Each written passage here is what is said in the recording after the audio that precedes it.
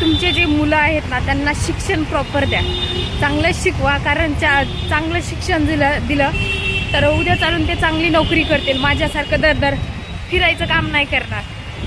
त्यामुळे चांगलं शिक्षण करा. आणि नमस्कार मित्रांनो, तर आता आम्ही निघालो मीटिंग पॉईंटवर आणि आज पण पावसानं असं धुमाकळा घातलेला आहे. पाऊस येतच आहे तरी पण आता आम्ही निघालोय आमच्या सेक्टरमध्ये काम करायला. आता काय करा, आता आम्ही निघालो आमच्या सेक्टरमध्ये जायला.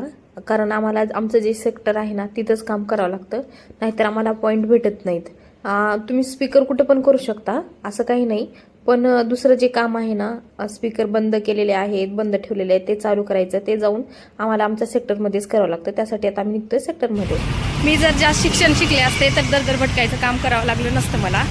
त्यामुळे तुम्ही तुमच्या मुलींना पूर्ण शिक्षण द्या, चांगलं कोर्स करायला सांगा. MSc-ITचे वगैरे जे कोर्स असतात ते करायला द्या.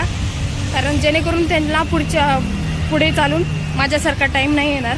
मी जर पूर्ण शिक्षण केले असते, असं नाही की माझ्या आईवडिलांनी मला शिकण्याची परवानगी दिली, पण आपल्याच अंगात किडे ना, त्यावेळेस नको वाटायचं शिक्षण.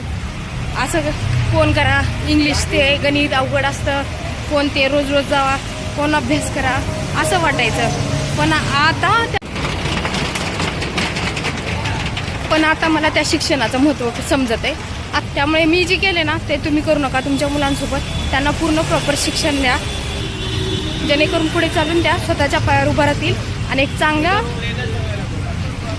टॉपवर असतील. ते माझ्यासारखं दर भटकायचं काम नाही करणार. त्या उन्हाळ्यामध्ये इतकं ऊन असतं ना मुंबईमध्ये, तर आपल्या इकडं पण असतं पण तेवढं नाही, पण इकडे जास्त ऊन असतं माहिती आहे का. आपल्या इकडच्या गरमीपेक्षा इकडची गरमी दुप्पट तिप्पट असते.